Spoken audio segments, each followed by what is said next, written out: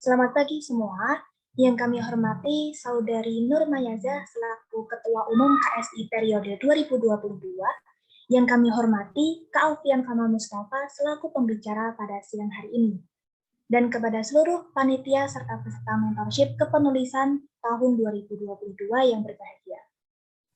Marilah kita panjatkan puji syukur kehadirat Tuhan Yang Maha Esa, karena berkat limpahan rahmat, taufik, dan hidayahnya, kita dapat hadir pada acara mentorship kepenulisan tahun 2022 dengan tema Level Up Our Writing Skills. Pada siang hari ini dalam keadaan sehat walafiat. Salawat dan salam semoga selalu tercurahkan kepada Nabi Muhammad SAW beserta keluarga, sahabat, dan pengikutnya hingga akhir zaman. Tak lupa kami ucapkan selamat datang kepada tamu undangan dan peserta dalam acara ini. Selanjutnya, perkenankan saya, Anissa Rahmawati, selaku MC dan moderator untuk menyampaikan susunan acara pada siang hari ini. Adapun susunan acara mentorship kepenulisan 2022 adalah sebagai berikut. Yang pertama, ada pembukaan. Yang kedua, pembacaan CV mentor. Yang ketiga, pemaparan materi oleh pembicara. Yang keempat, sesi tanya-jawab. Kelima, closing statement dari mentor. Keenam, sesi foto bersama. Dan yang terakhir adalah penutup. Agar acara ini dapat berjalan dengan lancar, saya akan membacakan tata tertib peserta mentorship kepenulisan siang hari ini.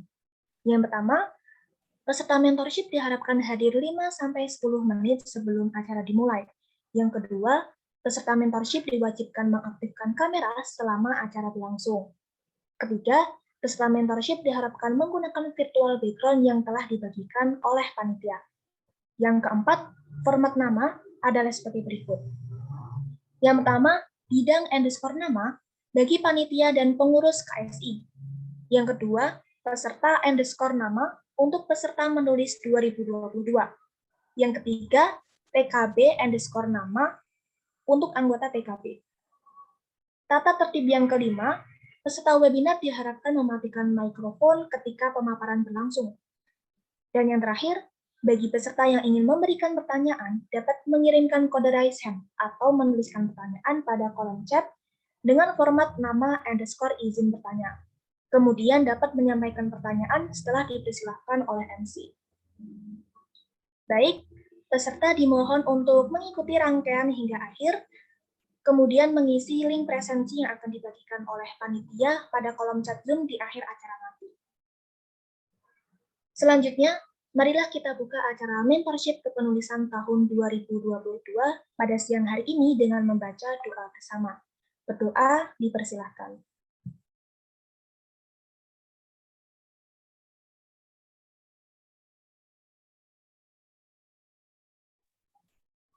Berdoa dicukupkan. Memasuki acara yang selanjutnya, yaitu pemaparan materi dari pembicara kita, yaitu Kak Alfian Kamal Mustafa. Namun sebelum dimulai, saya ingin menyapa pembicara kita dulu nih. Halo Mas Alfian, gimana kabarnya? Halo Anissa, alhamdulillah sehat. Kabarnya Anissa gimana nih? Gimana Mas? Cek. Alhamdulillah sehat ini. Oh, Senang ya. banget bisa gabung sama teman-teman KSI lagi nih. Alhamdulillah. Kesibukan sekarang apa nih Mas? Apa ya? Paling kuliah sih karena udah nggak ikut apa-apa lagi aku yang tahun ini paling nggak sibuk cuman kuliah aja Ya. gitu. Apalagi sekarang sudah semester 6 ya Mas ya. Udah sibuk-sibuknya. Iya. Udah tua ini.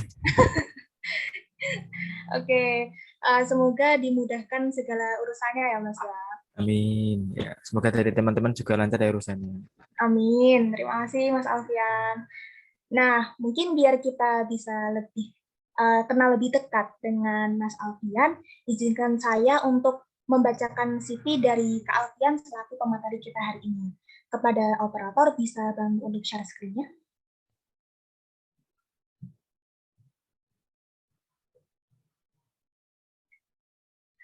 Oke, berikut adalah pemateri kita pada hari ini, yaitu Kak Alfian Kamal Mustafa. Bisa dilihat dari CV Kak Alfian, memiliki professional experience antara lain sebagai Staff of Expedition di Matahari Department, magang divisi bimbingan teknis di Balai Pelatihan Pertanian. Kak Alfian ini adalah mahasiswa UNS jurusan Penyuluhan dan Komunikasi Pertanian. Selain itu ada juga pengalaman organisasinya antara lain ada di Bank Sampah UNS, Kelompok Studi Ilmiah FPUNS, HMP Penyuluhan dan Komunikasi Pertanian, Bursa Mahasiswa, serta Fusi FPUNS. Ada juga nih skills, achievement, dan pengalaman lainnya. Antara lain di tahun 2021, Kak Alfian ini menjadi finalis 10 besar dalam kejuaraan karya tulis ilmiah nasional Pekan Radiologi. Juga menjadi finalis 5 besar lomba esai nasional Klaten 2021 serta 1 lomba esai nasional fashion Universitas Palangkaraya dan sejumlah pencapaian-pencapaian yang nggak kalah kerennya. Oke, terima kasih untuk operator untuk share screen-nya. Oke, mungkin teman-teman udah nggak sabar nih buat dengerin materi dari Mas Alfian. Maka untuk mempersingkat waktu, kami persilahkan kepada Mas Alfian untuk memberikan materinya. Silakan, Kak. Ya, sebenarnya cek apakah suaraku sudah terdengar ya ini? Udah, Kak, jelas. Oke, terima kasih banyak kepada FC sudah mempersilahkan aku untuk mengisi materi pada hari ini, dan terima kasih pada teman-teman dari KSI yang udah ngundang aku buat ya istilahnya sharing-sharing sama belajar bareng ya dari teman-teman yang ada di Fakultas Pertanian mengenai IC. Nah, sebenarnya aku izin share screen dulu.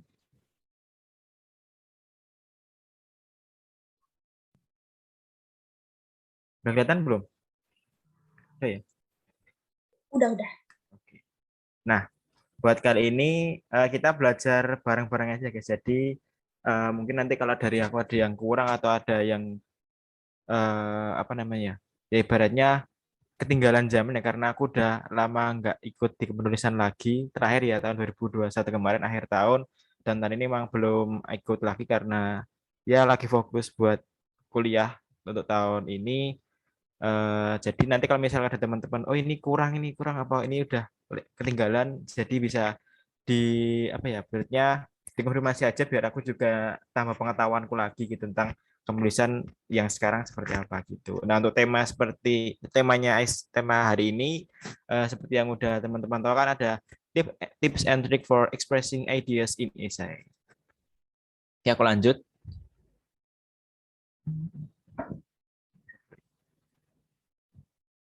Nah, sebenarnya nggak Abdul nih kalau aku belum perkenalan diri dulu dari aku sendiri, walaupun tadi udah dikenalin sama MC, tapi aku mau kenalin dulu diriku sendiri, yaitu aku Alfian Kamal Mustafa, biasa dipanggil Alfian ataupun dipanggil Kamal kalau di kampus. Nah, aku ini seorang ordinary people ya guys, orang biasa, jadi aku bukan siapa-siapa tadi, walaupun ya untuk prestasi atau capaian sendiri itu merupakan bonus atau hadiah dari Allah Subhanahu wa taala, dan itu semua hanya titipan sementara buat aku. Jadi ya aku hanya orang biasa sama seperti kalian semua gitu.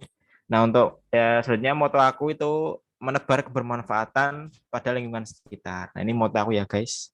Moto aku dalam menjalankan kehidupan sehari-hari gitu. Nah, nah untuk selanjutnya sebelum kita mulai aku mau buka dulu dengan sebuah quotes di mana tidak ada sungai yang dapat kembali ke sumbernya.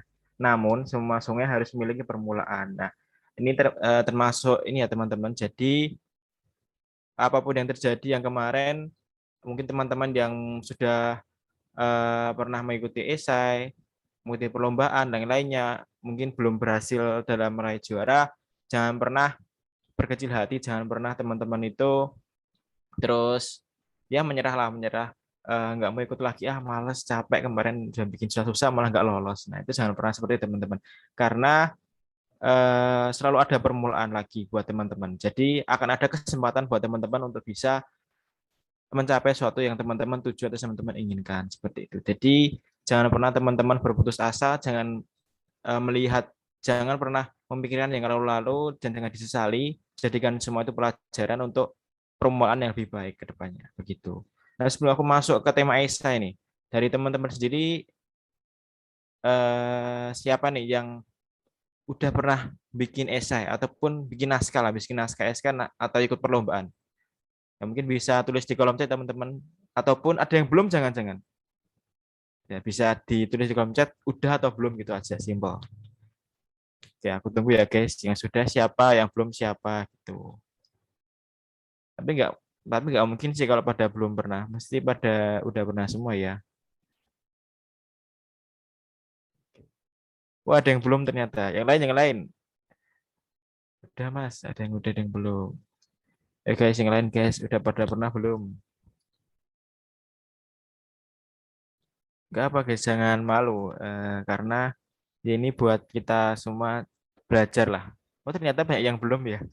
Mungkin apa karena baru itu ya, apa namanya? Baru perkenalan di perkuliahan teman-teman, jadi berada yang belum, beberapa juga ada yang udah. Ini aku mau ambil sampel nih, salah satu dari yang pertama tadi ngomong siapa ya? Oh Novila nih belum pernah. Kenapa ini belum pernah? Bisa on mic dong?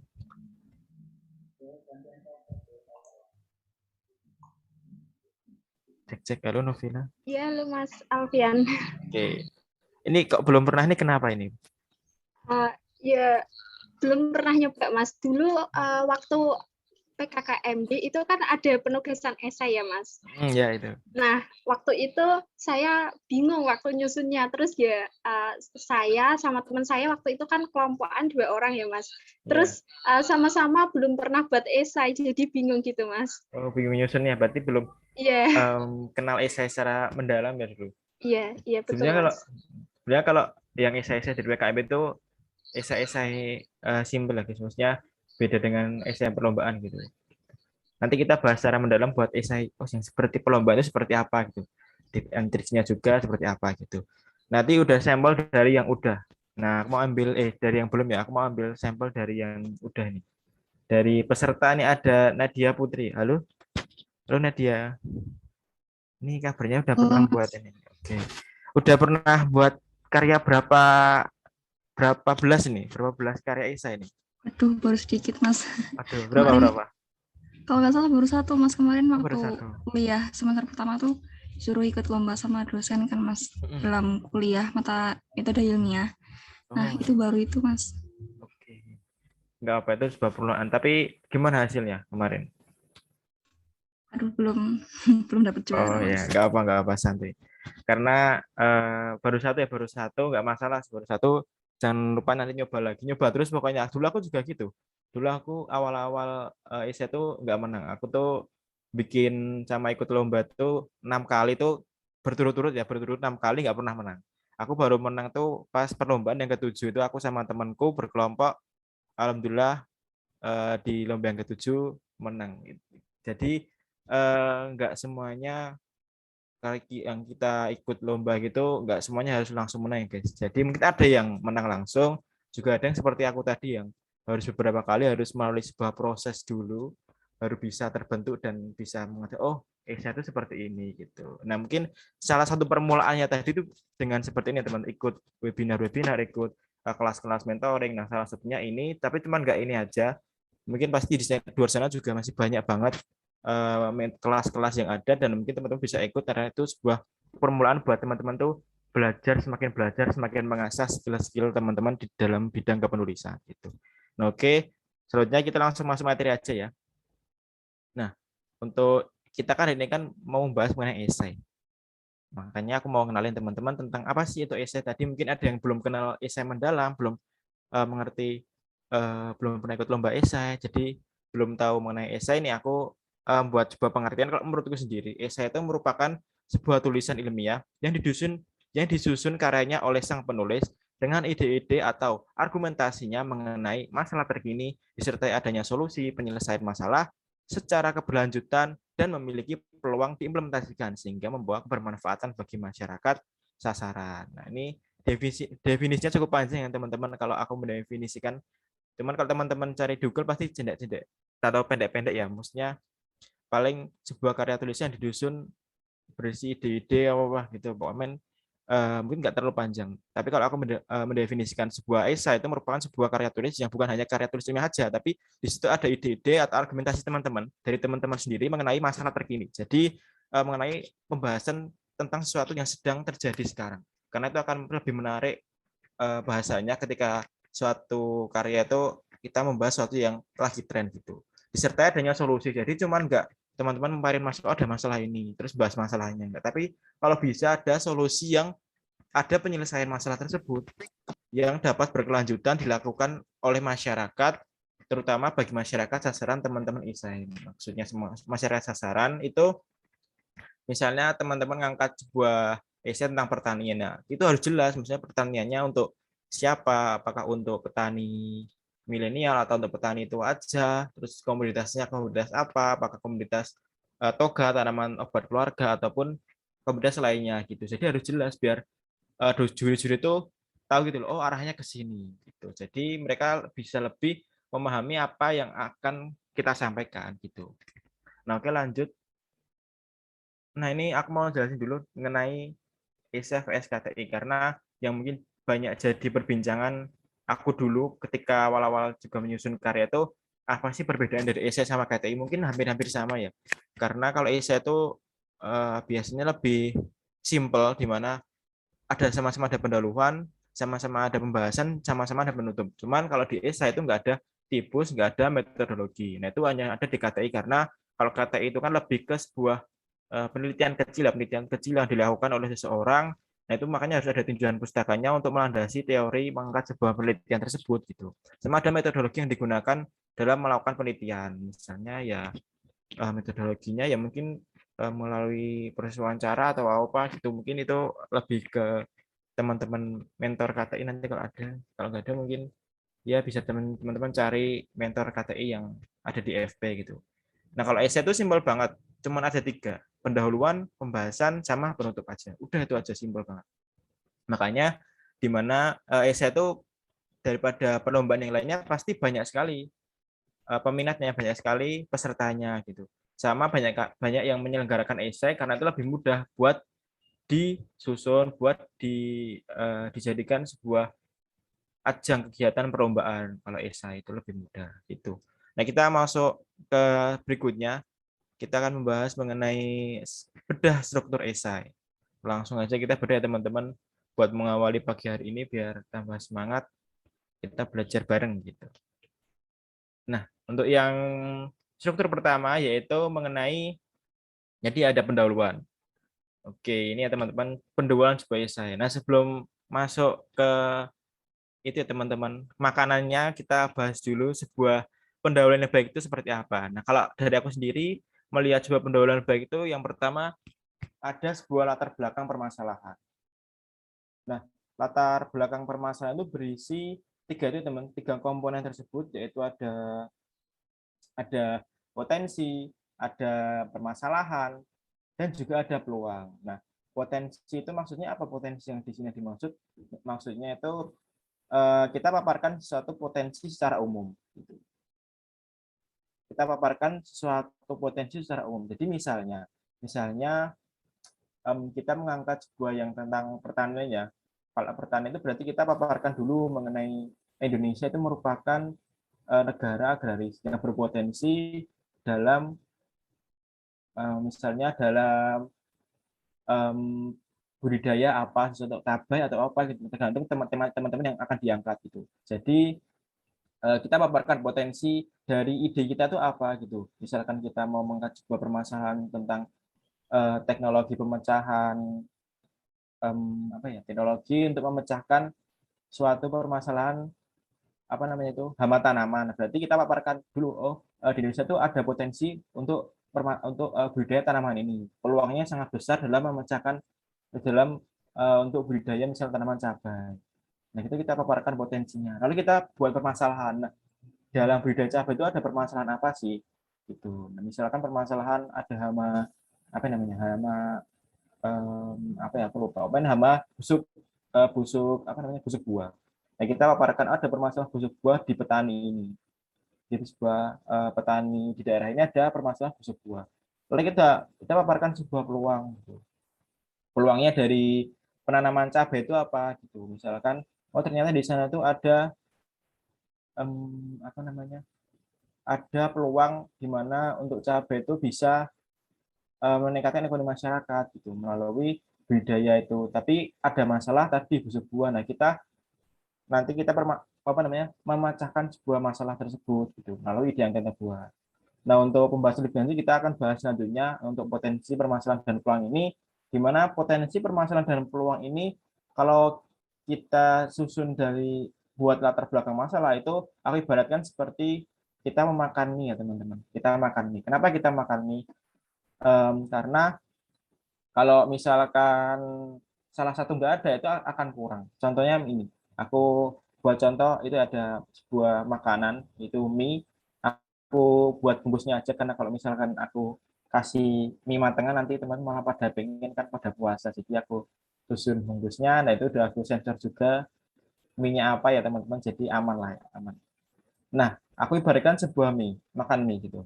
Misalkan salah satu nggak ada misalkan. Dalam mie kan ada yang namanya bumbu, ada mie-nya, ada yang makan. Karena judulnya makan mie. Gitu. Nah, misalkan salah satunya nggak ada. Misalkan kita baratkan potensi itu mie-nya. Kalau mie-nya nggak ada, kita kan nggak mungkin makan sama bumbunya aja. Kalau misalnya makan sama bumbunya aja, nanti malah kurang enak ya, kurang enak karena nggak ada mie-nya. Judulnya padahal makan mie. Tapi jadinya malah jadi makan bumbu, bukan makan mie kan, gitu. Nah, kita ibaratkan lagi kalau misalkan permasalahan itu sebuah bumbunya. Kita makan mie tapi nggak ada bumbunya. Pasti rasanya kan hambar kan dalam makan mie-nya. Jadi kalau misalkan nggak ada permasalahan, nggak ada yang kita bahas, ya nanti hambar-hambar aja gitu nanti. Apa namanya? Esai yang kita akan angkat gitu. Yang terakhir ada peluang. Nah, peluang itu ibaratkan apa namanya? Yang makan. Kalau misalkan kita buat mie ada bumbu, ada mie-nya. Tapi nggak ada yang makan sama aja. Padahal judulnya makan mie. Terus kita buat mie untuk apa gitu loh. Kita buat esai ini untuk apa? Ada potensi, ada permasalahan, tapi nggak ada peluang. Terus gimana kita bisa menerapkan ide kita di masyarakat, misalkan nggak ada peluang penerapannya gitu. Gitu ya teman-teman. Kita ibaratkan kita kalau makan mie gitu. Kalau misal dari latar belakang permasalahan terdiri dari 3 itu tadi komponen potensi, permasalahan, dan juga peluang. Nah, dalam menuliskan latar belakang masalah ini juga usahakan teman-teman menggunakan sistem piramida terbalik. Masuk dari piramida terbalik ini teman-teman paparkan sesuatu itu dari yang umum ke yang khusus gitu. Jadi misalkan seperti yang saya tadi, misalkan Indonesia adalah bla bla bla gitu. Jadi teman-teman paparkan dari yang umum dulu ke yang khusus merujuk pada ide-ide yang teman-teman akan buat gitu.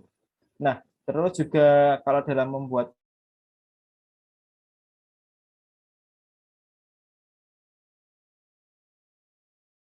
topik dengan ide teman-teman. Nah, ini maksudnya teman-teman harus bisa menghubungkan antara masalah dengan topik yang akan diangkat. Jangan sampai teman-teman ada masalah tapi penyelesaian masalahnya teman-teman, ide yang teman-teman akan angkat itu nggak sesuai gitu. Jadi harus sesuai, harus saling berkesinambungan antara permasalahan sama idenya gitu. Biar juri tahu gitu loh. Misalkan nanti kita oh masalahnya ini. Oh penyelesaiannya pakai ide ini toh. Oh gitu. Jadi juri itu tahu alurnya kemana gitu. Lalu yang ketiga teman-teman harus kalau bisa itu mencantumkan tujuan sama manfaatnya. Nah tujuan sama manfaat ini harus saling berkesinambungan dan mendukung dari ide teman-teman gitu. Jadi tujuan dari pemberian ide, tujuan dan manfaat ini agar esai teman-teman itu bisa terarah gitu. Bisa terarah, oh tujuannya mau ke sini. Manfaatnya apa sih kalau misalnya kita buat ke sini? Manfaat bagi masyarakat itu apa gitu. Untuk menyelesaikan apa, permasalahan apa. Jadi harus ada manfaatnya gitu. Nah, lalu juga dalam membuat pendahuluan ini teman-teman itu sebisa mungkin membuat judge atau reader merasa dari juri maupun peserta lain itu merasa mikir gini, oh iya ya, aku juga pernah mengalami permasalahan ini. Aku kemarin baru mengalami apa yang ada di esai teman-teman gitu. Jadi buat sesuatu yang orang lain itu mikir, oh iya ya, benar juga ya gitu. Jadi teman-teman tuh bisa memainkan pikiran orang gitu dari tulisan. Lalu juga dalam pembuatan pendahuluan ini jangan lupa diberikan apa namanya data-data atau teori-teori yang mendukung esai teman-teman gitu. Jangan sampai teman-teman ngira-ngira sendiri gitu, misalkan ngira-ngira ataupun dari blogspot. Jadi kalau bisa data-data yang valid dari entah itu dari jurnal, dari apa namanya website yang resmi seperti dari media-media sosial, tapi dari website gitu. Jadi memang harus berasal dari sesuatu yang resmi gitu. Jangan dari pendapat orang aja gitu. Karena itu akan bisa menurunkan nilai esai dari teman-teman. Nah, nanti kita langsung ke contohnya aja, teman. Nanti aku ambil dari salah satu esai yang aku buat, di mana ini aku mengangkat sebuah investasi emas dari sampah gitu. Nah, investasi emas dari sampah aku melalui bank sampah gitu. Jadi itu awalnya aku sampaikan dulu. Investasi merupakan salah satu dari instrumen pembangunan nasional yang dibutuhkan oleh suatu negara sebagai upaya untuk meningkatkan kesejahteraan global. Jadi aku paparkan secara umum dulu. Oh, investasi itu apa sih? Lalu aku jelaskan pakai data-data di mana menurut survei itu mencatat bahwa investasi yang sekarang ini mulai digemari di masyarakat Indonesia. Jadi ada potensi, investasi itu mulai digemari oleh masyarakat Indonesia berupa 70% reksadana, properti ada 13,4 dan rumah 10,6. Jadi aku paparin dulu aku paparin dulu potensinya itu secara umum itu apa sih? Jadi ada investasi, ada ketertarikan masyarakat Indonesia untuk berinvestasi gitu. Itu ya, teman-teman. Lalu setelah itu aku jelasin di bawahnya itu. Ada permasalahan di mana permasalahan yang ada di Indonesia itu ada mengenai lingkungan di mana masyarakat itu kurang peduli dengan sampah. Jadi sampah yang terkumpul hanya mereka buang aja gitu. Hanya mereka buang dan ya udah menjadi tumpukan sampah sehingga nanti biasanya itu bisa mencemari lingkungan. Mungkin teman-teman juga banyak yang tahu ya, misalnya teman-teman habis makan bungkus itu kan pasti dibuang di sampah. Tapi teman-teman nggak tahu gimana sih air dari sampah itu. Kalau teman-teman tahu, mungkin kalau misalkan teman-teman melihat di TPA itu kan banyak banget ya sampah-sampah yang menumpuk. Nah itu sebenarnya dapat mencemari lingkungan yang ada di sekitar. Ya entah itu bagi masyarakat atau mungkin nanti yang TPA-nya dekat sungai, pasti teman-teman pernah lihat di sungai itu banyak banget sampah yang menumpuk, terutama di daerah perkotaan ya. Itu kan pasti kalau yang aku lihat itu memang kurang banget untuk pengolahan sampahnya. Nah, melalui hal tersebut, aku buat sebuah adanya peluang tadi di mana ternyata itu sampah itu ada yang mengumpulkan loh. Siapa yang mengumpulkan? Ada pengepul sampah. Ada juga mulai banyak dari pabrik-pabrik sekarang yang mulai peduli dengan lingkungan, di mana mereka misalkan dari pabrik yang menggunakan plastik itu mereka mau menerima sampah plastiknya lagi untuk mereka daur ulang. Nah, itu ada potensi ekonomi dari sampah gitu.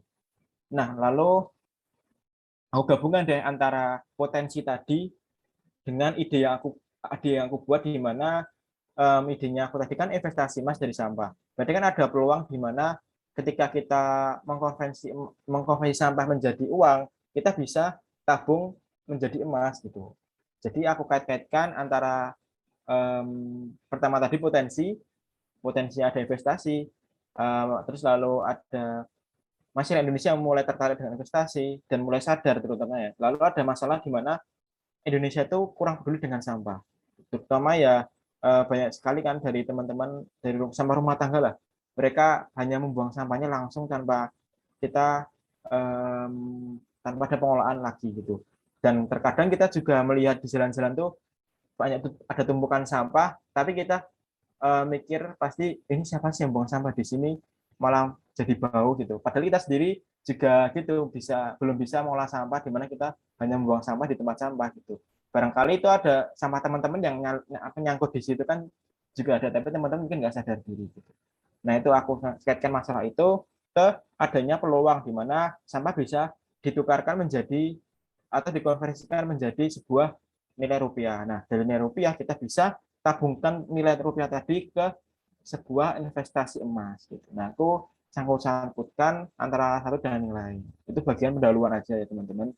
Dimana aku juga menggunakan data-data seperti survei dari Manulife Investor Statement Index dan juga dari UU nomor 13 itu mengenai penundukan bank sampah.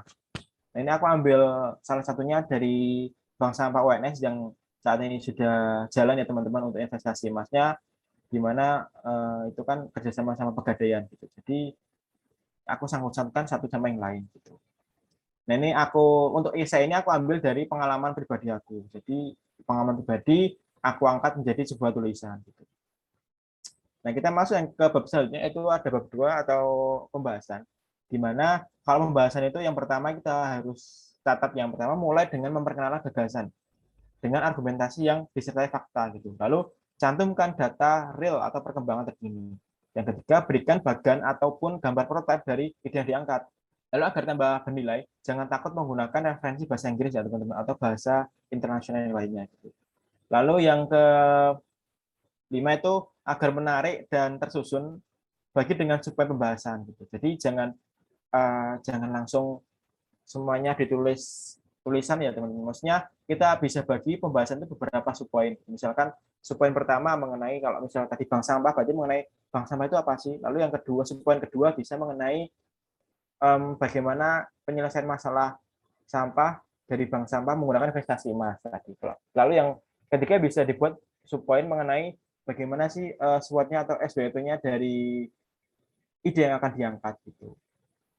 Nah, kita langsung ke contohnya aja. Ini aku buat ambil dari bank sampah tadi lagi, di mana aku mulai dengan poin bank sampah sebagai implementasi investasi sampah masyarakat sekitar kampus. Nah, itu aku jelasin dulu bank sampah itu apa sih gitu. Jadi bank sampah adalah suatu sistem pengelolaan sampah bla bla bla gitu. Aku sampaikan dulu itu tadi apa namanya? Secara umum dulu pengertiannya, lalu aku langsung bahas mengenai idenya, di mana bank sampah itu kan ada apa namanya, ada investasi emas tadi, investasi emas. Lalu aku apa namanya, aku buat poin lagi tentang kolaborasi stakeholder dari bank sampah itu, di mana kok bisa stakeholder itu, di mana bank sampah UNES itu bisa jalan, apa yang buat bisa jalan dan bisa diterima oleh masyarakat. Yang pertama ada kolaborasi bagan antara government, akademia, dan community, dan juga bisnis. Nah, aku sangkutin antara government tentang pemerintah, di mana kalau kita bisa bekerja sama dengan pemerintah, kita bisa apa namanya, memaksimalkan sosialisasi mengenai bank sampah itu kepada masyarakat. Lalu dengan akademia ini berarti kita adanya kolaborasi dengan mahasiswa yang ada di UNS, gitu. Misalkan dari mereka yang secara rutin bisa menabung sampahnya ataupun bantu mensosialisasikan gitu. Lalu ada community itu dengan UKKHMP, lalu dengan bisnis itu dengan itu tadi apa namanya, pengepul yang akan membeli sampah, dan juga pegadaian yang akan menginformasikan menjadi emas. Jadi di bagian isi ini penting buat teman-teman langsung merujuk pada ide teman-teman. Jadi jangan terbelit-belit lagi, misalkan awal itu membahas Indonesia lagi, Indonesia adalah bla bla, lalu membahas oh ada masalah sampah. Padahal kan teman-teman udah jelaskan di latar belakang masalahnya apa. Jadi teman-teman langsung masuk aja pada inti dari ide kalian. Itu. Jadi jangan sampai berbelit-belit, karena kalau saya kan juga halamannya sangat dikit. Usahakan teman-teman bisa apa namanya, mempersingkat tapi bisa menjelaskan semuanya gitu. Jadi di bagian pembahasan ini gitu. Lalu juga aku ini memaparkan SWOT-nya yang sebelah kanan itu, sistem investasi itu ada SWOT-nya apa aja gitu. Karena kalau yang aku angkat ini kan terkait dengan bisnis ya. Kalau terkait dengan bisnis, usahakan teman-teman itu ada SWOT-nya gitu. Kalau misalkan mengangkat yang non bisnis, mungkin itu nggak ada SWOT-nya nggak apa-apa. Cuman kalau misalkan teman-teman angkat esai yang berupa bisnis, itu usahakan ada SWOT-nya yang bisa digunakan sendiri untuk menganalisis seberapa penting ide yang kalian angkat, seberapa kuatnya ide itu, kelemahannya apa, lalu ada peluangnya apa di masyarakat gitu. Jadi karena ini bisnis, aku ada SWOT-nya. Nah, selanjutnya ke bagian penutup. Penutup ini berisi 2, kesimpulan sama rekomendasi. Untuk kesimpulan sendiri itu menyimpulkan dengan singkat, padat, jelas, dan jangan sampai berbelit-belit gitu. Lalu yang kedua itu pastikan apa yang disampaikan memperkuat ide atau gagasan teman-teman. Jadi jangan sampai teman-teman tuh membuat kesimpulan tuh yang berbelit-belit lagi gitu. Teman-teman udah jelaskan di atas, teman-teman tinggal menyimpulkan, oh ide yang aku angkat ini memberikan manfaat ini, udah itu aja gitu. Jangan sampai berbelit-belit gitu. Karena itu akan mempengaruhi juga di bagian penyusunan halaman, karena kalau misalkan penutupnya kebanyakan nanti malah nggak bisa di pembagian pembahasan nggak bisa teman-teman jabarin lagi ide-ide teman-teman gitu. Lalu pastikan apa yang teman-teman simpulkan itu memperkuat ide, jangan membuat juri malah semakin bingung gitu. Lalu ada rekomendasi, itu gunakan juga panduan kalimat yang bersifat provoking atau ajakan. Jadi apa yang teman-teman buat itu harus bisa mengajak teman-teman ataupun juri bahkan untuk melakukan apa yang ide kalian buat gitu. Jadi kita harus bisa membuat mereka, oh ini bisa diterapkan ini gitu. Teman-teman. Terus juga bisa juga berisi saran untuk pengembangan karya teman-teman. Jadi rekomendasinya buat karya teman-teman sendiri, di mana kalau misalkan ini diterapkan, ini bisa berkembang di masyarakat dengan baik gitu. Nah, kalau bisa itu penutup itu antara kesimpulan dan juga rekomendasi itu dibuat poin-poin aja teman-teman, biar nggak terlalu banyak memakan halaman gitu. Jadi buat poin-poin aja. Ini aku kasih contoh. Tapi ini contoh yang mungkin jangan ditiru teman-teman, karena ini aku nggak buat poin, nggak ada rekomendasi juga. Aku langsung simpulkan. Karena waktu itu ini mepet banget sama halamannya gitu. Jadi pembahasanku udah mentok segitu, ternyata masih ada penutup dan kisah bagian dikit banget gitu. Akhirnya aku sama temanku mikir gimana ya, udah dibuat seadanya aja, dimana aku nggak buat poin tapi aku buat paragraf, aku buat dikit juga, aku simpulkan di mana hadirnya bank sampah ini sangat dibutuhkan untuk pengelolaan sampah. Jadi aku buat juri ataupun yang akan membaca itu mikir, oh jadi adanya bank sampah ini memang harus diterapkan di masyarakat gitu, karena dapat membawa dampak yang baik, memulihkan ekonomi masyarakat, terus juga dapat menyelesaikan masalah lingkungan dan sebagainya gitu. Dimana aku kasih juga kolaborasinya, aku tekanin lagi ada kolaborasi yang memperkuat untuk ide ini bisa dikembangkan, bisa dilakukan di masyarakat gitu. Lalu aku juga ada rekomendasi sih, rekomendasinya berupa harapan, tapi kalau aku ini harapannya dapat meningkatkan awareness dari masyarakat untuk investasi dari sampah gitu. Tapi ini jangan ditiru teman-teman, karena ini ya bentuknya paragraf dan sangat dikit, simpel banget gitu. Tapi kalau misalkan teman-teman kepepetnya gini juga nggak apa-apa gitu. Cuman kalau bisa itu teman-teman bisa jabarin lebih lagi. Tapi jangan banyak-banyak juga. Oke, selanjutnya bagian ini. Ini bagian apa? Siapa yang tahu ya? Bagian judul ya teman-teman. Tapi ini untuk judul aku taruh di bagian terakhir. Kenapa kok aku taruh di akhir?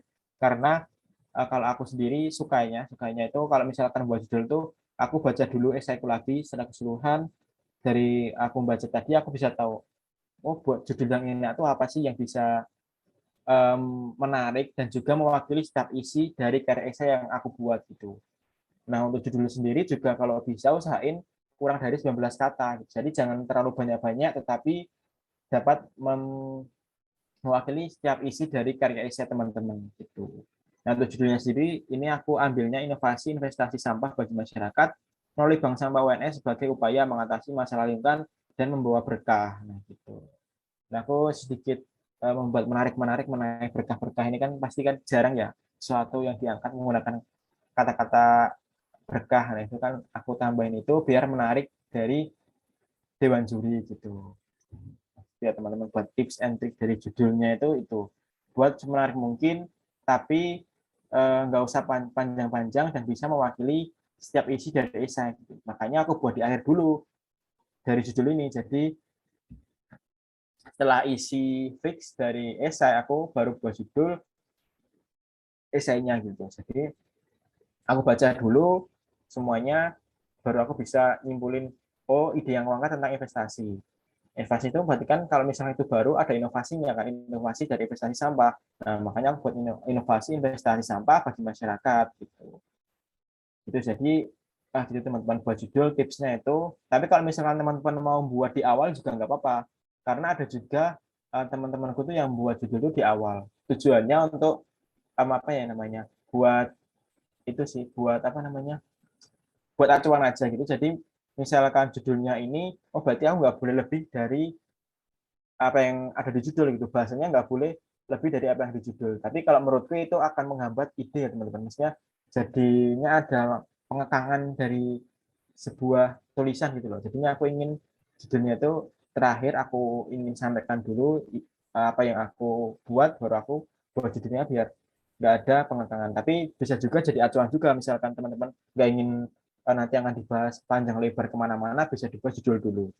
Itu tergantung teman-teman sukanya sama modelnya mau yang mana. Nah tadi dari struktur esai, kita beranjak ke berikutnya. Nah itu yang berikutnya yang menjadi bahasan kita pada pagi hari ini, yaitu mencari topik esai itu di mana sih. Gitu. Jadi mungkin yang masih mikir apa namanya ya, cari ide itu di mana sih sebenarnya. Kok aku bingung mau nyari ide buat esai itu apa gitu. Nah itu aku ada beberapa mungkin sedikit pengalaman yang aku dapatkan ketika membuat sebuah karya, di mana aku itu yang pertama cari informasi melalui Google atau media sosial. Bisa juga melalui jurnal gitu. Dan berita online-nya itu salah satu teman-teman bisa mencarinya lewat searching Google gitu. Misalkan ada ataupun dari berita terbaru ada berita permasalahan tentang ini. Tentang apa ya? Ya tentang, aku ngangkatnya sama aja guys ya, karena aku tahunya itu.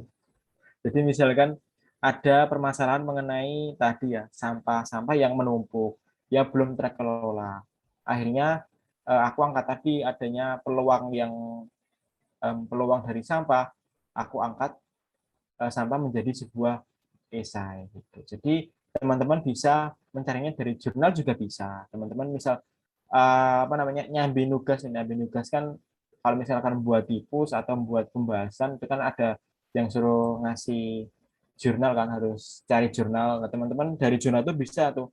Jadi teman-teman tuh jangan cuman mencari kata kunci, misalkan ya kalau di Prodik itu kadang mencari kok ada komunikasi pertanian dari jurnal itu, teman-teman biasanya tuh udah nemu jurnal komunikasi pertanian nih, teman-teman biasanya search di pencarian jurnal tuh langsung komunikasi pertanian.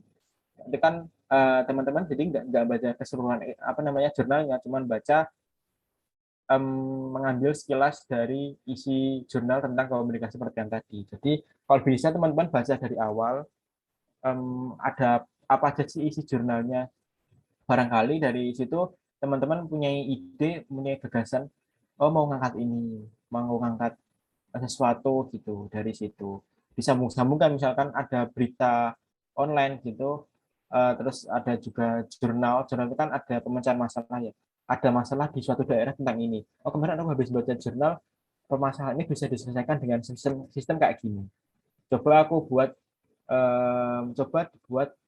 tentang penyelesaian masalah di suatu daerah tersebut dengan sistem yang ada di jurnal. Itu juga bisa teman-teman mempunyai ide dari situ. Nanti tinggal teman-teman kembangkan idenya.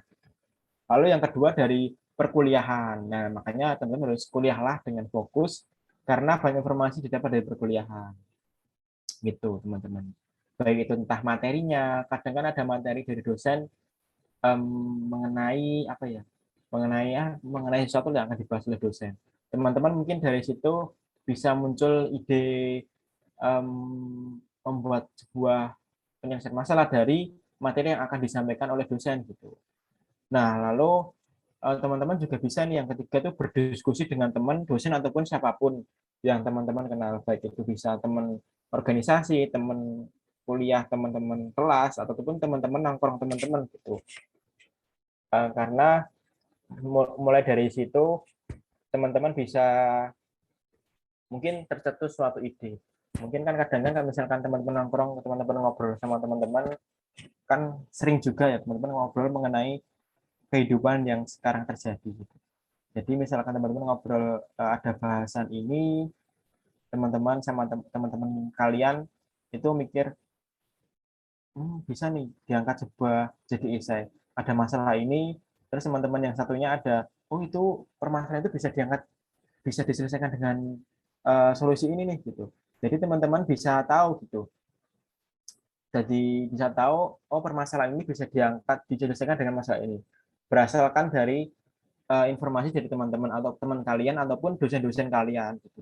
Jadi banyak diskusi aja sama teman-teman sama dosen gitu. Karena dari situ biasanya muncul ide-ide baru, terutama dengan dosen. Itu sangat penting ya teman-teman. Karena dari dosen itu biasanya punya banyak ide, cuman kan dia kan kalau misalkan ikut lomba kan udah tua kan udah males ya, maksudnya sibuk kuliah, sibuk ngajar, sibuk ngurus ini. Jadi kadang tuh ide-ide dari dosen tuh hanya berupa ide aja, belum bisa terrealisasi jadi sebuah tulisan gitu. Jadi dari situ teman-teman bisa juga ngangkat ide-ide dari dosen teman-teman gitu. Jadi jangan pernah takut untuk berdiskusi, juga jangan pernah takut buat ngomong di kelas karena itu sangat penting. Mulai dari situ juga teman-teman nanti akan kenal dengan dosen teman-teman. Gitu. Aku kasih contoh mungkin kalau dari diskusi ini sebuah organisasi termasuk di KSI ini ya, KSI kan dulu sejarahnya kan berasal dari ngobrol-ngobrol aja gitu dari pendirinya dengan teman-temannya. Akhirnya setelah ngobrol-ngobrol itu mereka mikir kok dari pertanian itu nggak ada sesuatu yang mengangkat sebuah keilmiahan ataupun kepenulisan. Nah dari situ akhirnya kan pendirinya KSI mengangkat KSI ini ataupun membuat organisasi yang berupa nama KSI gitu. Ataupun panjangannya kelompok studi ilmiah ini. Itu teman-teman. Nah yang keempat itu ada melalui pengamatan di sekitar kita. Jadi kalau bisa teman-teman itu lebih peka terhadap lingkungan sekitar karena melalui pengamatan dengan lingkungan teman-teman bisa mengangkat suatu hal yang baru gitu. Berdasarkan dari keresahan yang ada di masyarakat. Lalu yang kelima itu ada ide juga terkadang itu muncul dari karya-karya yang sudah ada. Bisa melalui membaca judul atau abstraknya. Tapi mungkin teman-teman mikir, nanti kan tapi itu nanti namanya plagiasi apa namanya itu komen itu loh teman-teman nanti plagiat itu ya teman-teman. Jadi mungkin mikirnya tapi nanti plagiat mas. Misalkan kita mengangkat dari sesuatu yang karyanya orang lain gitu. Nah mungkin kalau misalkan teman-teman takut plagiat makanya gunakan sistem ATM ya teman-teman. ATM itu merupakan amati, tiru, modifikasi. Artinya teman-teman mengamati tuh sebuah karya dari misalkan dari kakak tingkat itu ada judulnya suatu apa namanya suatu misalkan tadi judulku yang mengenai inovasi investasi tadi aku kan mengangkat itu dan teman-teman bisa mungkin mengamati judulnya lalu membuat sebuah terobosan baru gitu. Nah, teman-teman mengamati terus teman-teman tiru apa yang aku angkat tapi teman-teman modifikasi gitu. Misalnya aku kan tadi kan mengangkat sebuah investasi dari sampah. Nah, mungkin teman-teman bisa modifikasi dengan sampah itu bisa dikonversi menjadi rupiah. Lalu teman-teman bisa gunakan untuk apa namanya? Membuat bayar pajak ataupun bisa teman-teman bisa gunakan untuk sampah itu membayar bensin gitu. Karena kalau yang seperti kita katakan Pertamina kan ada aplikasinya, ada aplikasi di mana nanti bisa bayar melalui aplikasi. Nah, mungkin teman-teman bisa buat investasi dari apa namanya bayar bensin atau bayar pertama pakai apa namanya pakai sampah itu kan juga bisa. Dengan teman-teman mengkonversi sampahnya menjadi rupiah, lalu dari teman-teman nanti mungkin bisa rupiah tadi dari masyarakat tadi teman-teman bisa top up-kan ke aplikasi Pertamina tadi, lalu dari aplikasi Pertamina bisa digunakan untuk membayar bensin Pertamax yang mungkin yang sedang trending sekarang kan Pertamax harganya 2.500 itu ya mahal banget dari 9.000 dari 12.000. Nah mungkin itu ya teman-teman bisa ide-ide seperti itu ataupun mungkin juga bisa digunakan untuk membayar pajak tadi dengan kolaborasi sama pemerintah. Kalau misalkan yang Pertamax tadi kan berarti teman-teman kolaborasi sama Pertamina gitu. Jadi bisa diket-ketkan ya teman-teman. Jadi nggak melulu teman-teman tuh ide baru karena kalau misalkan kita ide baru itu berarti udah kayak profesor aja gitu. Padahal kita kan masih mahasiswa S1. Jadi kan susah. Gitu.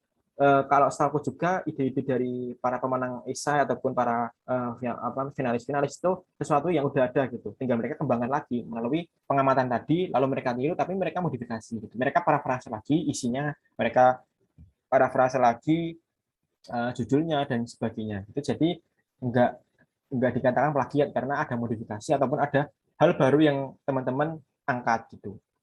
Itu teman-teman. Misalkan teman-teman bingung juga bisa dimodifikasi masyarakat sasaran gitu. Misalkan yang sebelumnya teknologi untuk permasalahan di tanaman cabai, teman-teman bisa angkat untuk permasalahan tanaman kentang di dua daerah yang berbeda juga. Teman-teman itu juga bisa gitu. Jadi banyak-banyak teman-teman itu punya relasi biar bisa baca-baca judul ataupun biar bisa baca-baca karyanya teman-teman yang mungkin udah juara gitu. Itu kalian ya mungkin misalkan daya gitu, bisa dibuat hal yang pasti itu aturannya. Sebenarnya yang dicoret teman-teman kan aturannya kamu upload ribuan kalau kalian membuat karya maju tiap penjuri pun dikasih sampai yang deadline-nya tanggal 12 kasih itu, ataupun aturan lain misalkan suruh upload ribbon tapi teman-teman nggak upload ribbon, nah itu biasanya langsung didis. Bisa bagus-bagus kalian membuat karya tapi kalian misal nggak nurut aturan upload ribbon, dia nggak bisa maju ke babak selanjutnya gitu karya kalian. Mungkin bahkan nggak sampai dibaca penjuri pun bisa, dari panitia langsung didiskualifikasi di awal-awal gitu karena nggak sesuai aturan gitu. Itu kan maneman banget. Dan ketiga itu pastikan karya yang kalian buat itu tidak ada kesalahan sedikit pun. Maksudnya kesalahan di sini nggak ada typo. Ini kalau yang aku sampaikan PPT ini kan ada typonya teman-teman. Mohon maaf sebelumnya kalau misalkan banyak typonya gitu. Jadi kalau kalian misalkan teman-teman buat karya itu jangan sampai ada typonya, jangan data yang kalian buat itu apa namanya nggak sesuai di lapangan gitu. Jadi jangan sampai ada kesalahan dalam karya esai kalian, karena dapat menurunkan nilainya, nilai-nilai esainya gitu. Lalu yang keempat ada jangan melebihi deadline pengumpulan pendaftaran. Nah ini kalau misalkan melebihi, ya kalian introspeksi diri aja lah. Masuk bisa, masuk iya, maksudnya deadline-nya tanggal 12 kalian ngumpulnya tanggal 13 kan ya udah ditutup. Kan ya nggak mungkin. Nggak mungkin bisa diterima oleh panitianya gitu esainya gitu. Jadi harus kalian cermati juga timelinenya kapan. Jangan cuma oh ada lomba ini ayo ikut gitu. Udah ikut udah nyusun tapi Mas mau udah selesai mau ngumpulin ternyata Gform buat pengumpulannya udah ditutup. Ternyata pas dibaca lagi udah kemarin penutupannya. Kan ya maneman gitu. Tapi bisa juga nanti esai teman-teman diikutkan perlombaan yang lain gitu.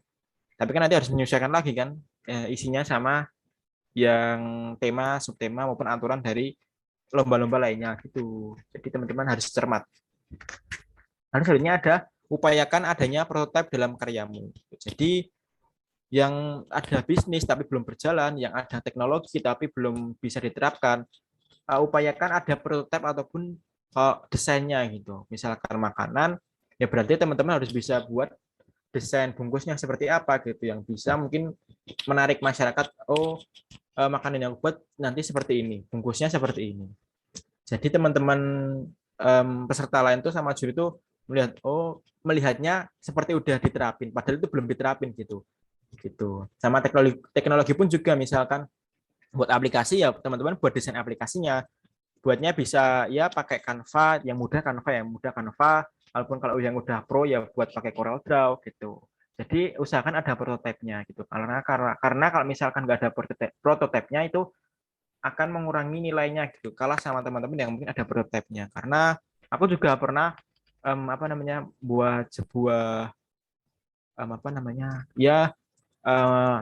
website tentang pemasaran sebuah jamu, tapi ternyata pas aku presentasi teman-teman peserta lainnya itu juga membuat prototipe gitu, dan prototipenya lebih bagus dari yang aku buat gitu. Jadi akhirnya pas perlombaan itu aku nggak bisa juara, ya cuman sampai tahap finalis saja gitu, kalah sama teman-teman yang prototipenya udah lebih bagus dari yang aku buat, teman-temanku buat gitu. Jadi prototipe itu sangat penting, apalagi kalau misalnya nggak ada prototipenya berarti kan semakin kurang nilainya gitu.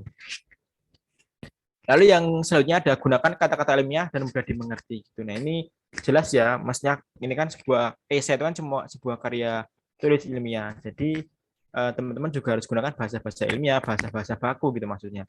Jangan sampai bahasa-bahasa yang lain. Jadi harus gunakan bahasa manusia, jangan sampai bahasa-bahasa yang lain ke teman-teman gunakan. Bahasa manusia pun juga harus bahasa yang baku. Jangan sampai nggak baku, misalkan gunakan bahasa-bahasa bahasa-bahasa kekinian lah. Anak-anak zaman sekarang itu kan bahasanya mungkin ada bahasa yang nggak baku gitu, ataupun pakai bahasa yang lagi tren itu bahasa Jaksel gitu. Jadi jangan sampai teman-teman gunakan bahasa baku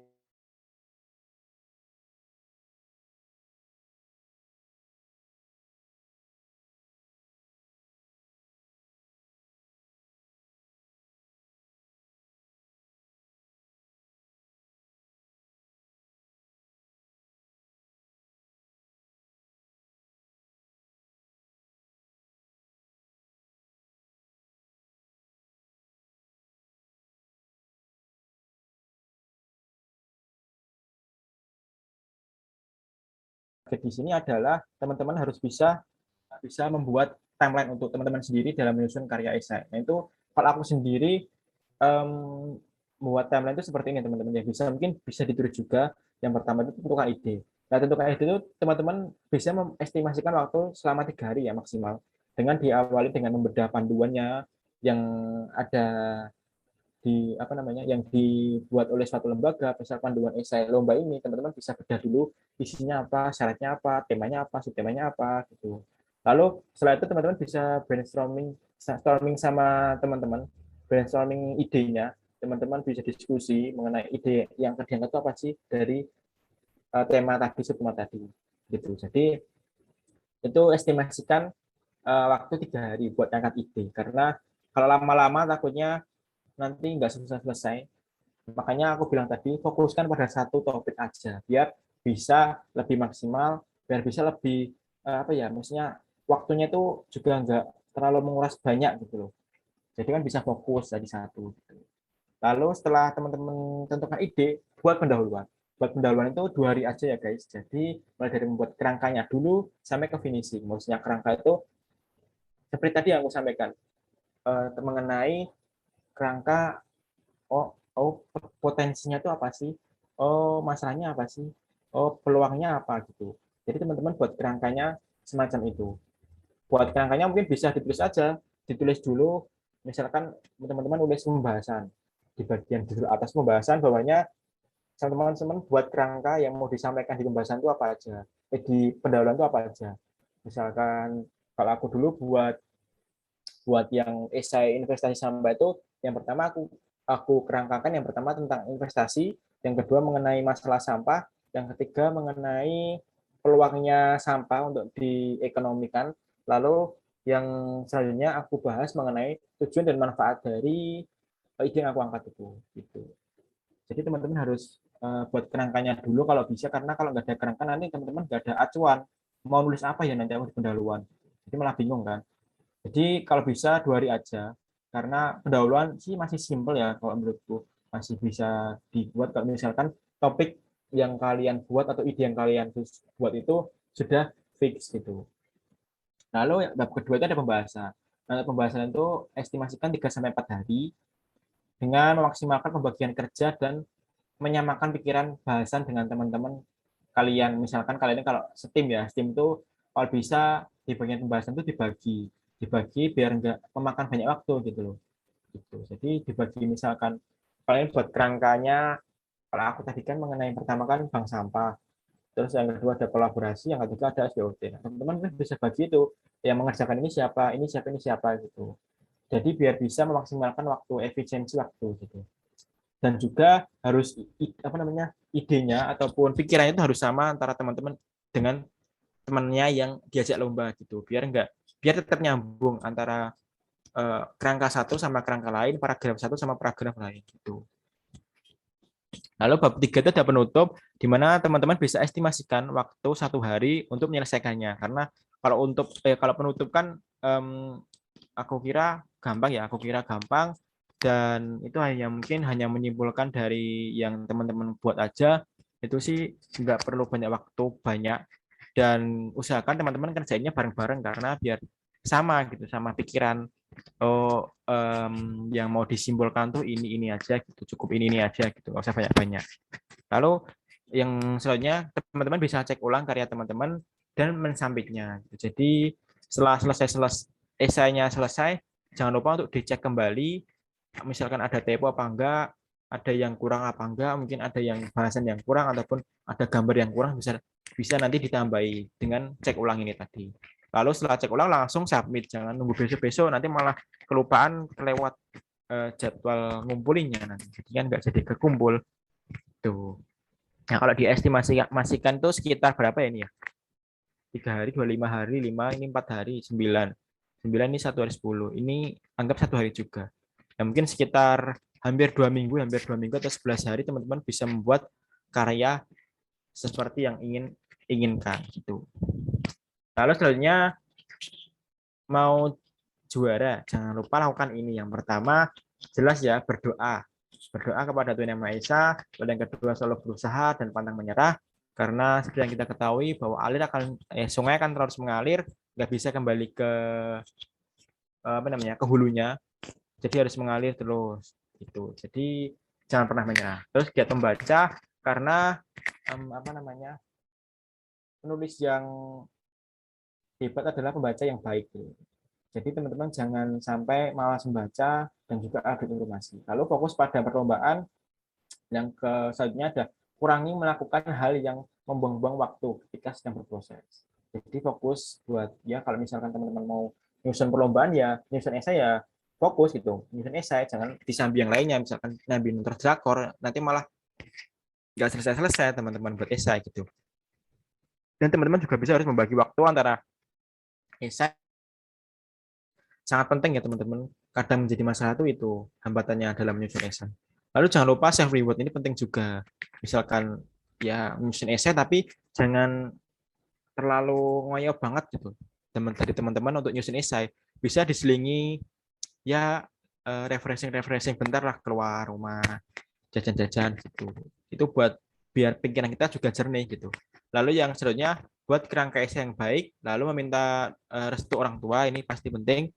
Lalu dalam tema atau topik yang diangkat, dan selanjutnya jangan lupa untuk bersyukur. Walaupun teman-teman yang mungkin udah ikut lomba tapi belum menang, udah beberapa kali tapi belum menang juga, tetap bersyukur dan balik lagi untuk jangan menyerah gitu. Nah ini mungkin materi dari aku cukup itu, tapi sebelum aku tutup, aku ingin memberikan quotes lagi ini dari Stephen King, di mana jika kamu ingin menjadi seorang penulis, kamu harus melakukan 2 hal di atas segalanya. Yang pertama, banyak membaca dan banyak menulis gitu. Biar semakin terasa skill-skill kita gitu. Karena yang seperti yang tadi aku sudah sampaikan, di mana penulis yang hebat itu merupakan pembaca yang hebat juga. Jadi itu ya teman-teman materi dari aku. Aku ucapin terima kasih buat teman-teman karena sudah menyimak apa yang aku sampaikan. Saya mohon maaf apabila apa yang aku sampaikan itu masih banyak kurangnya gitu. Dan misalkan teman-teman mau masih tanya-tanya lagi sama aku tentang kepenulisan esai, bisa hubungi aku melalui WA ataupun kirim email ataupun melalui IG aku. Jadi tapi WA aja sih yang aku fast respon. Kalau email aku jarang buka, hanya waktu tertentu saja. Aku cek rutinan di email, sama kalau IG itu mungkin bisa sih kalau misalkan teman-teman mau follow IG aku dan mungkin tanya-tanya terkait esai gitu. Dan mungkin teman-teman misalkan dari apa yang udah aku sampaikan ini bisa bermanfaat dan membuat insight baru buat teman-teman, bisa buat story dan tag IG KSI jangan lupa, karena ini event dari KSI biar teman-teman kalian yang nanti lihat bisa kunjung ke IG-nya KSI dan nggak ketinggalan sama info update dari yang ada di KSI gitu. Sama bisa tag IG aku kalau mau, tampaknya nggak apa-apa. Oke, mungkin dari aku cukup sekian. Terima kasih. Kurang lebihnya mohon maaf. Wassalamualaikum warahmatullahi wabarakatuh. Saya kembalikan